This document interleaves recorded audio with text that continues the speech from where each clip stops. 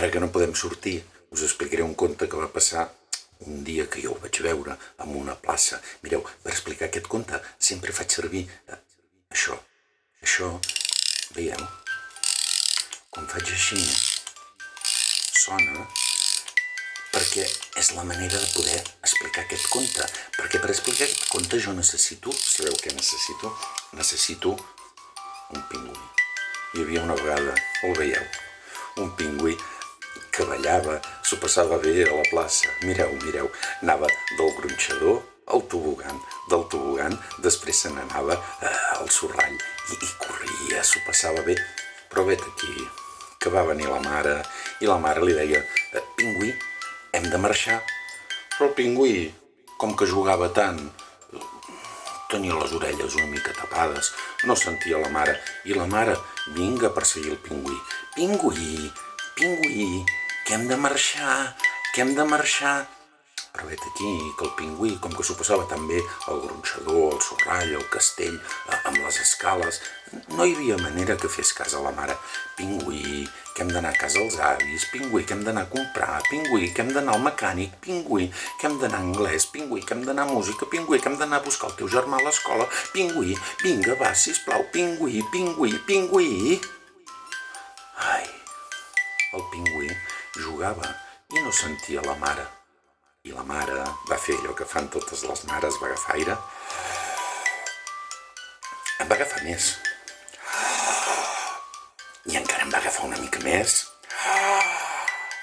i quan estava ben inflada, la mare va dir: pingüí!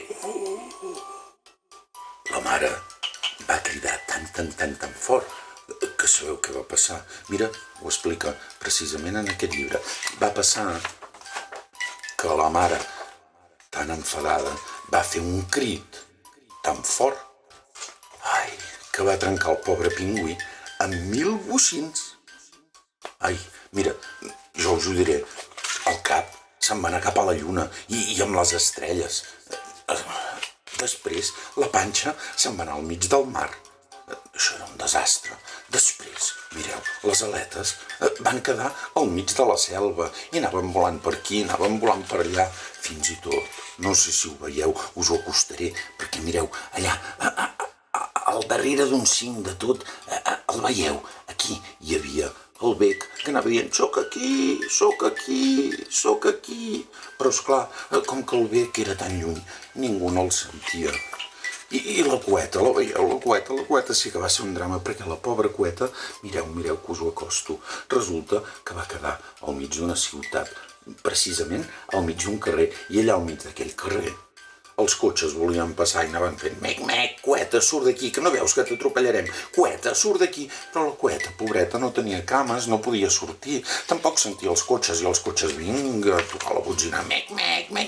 Les cames caminaven cap aquí, cap allà, amb una calor que feia aquells dies, tanta calor que se'n van anar cap al mig d'un desert. Un dia, el cap va veure les cames i volia cridar a les cames: cames!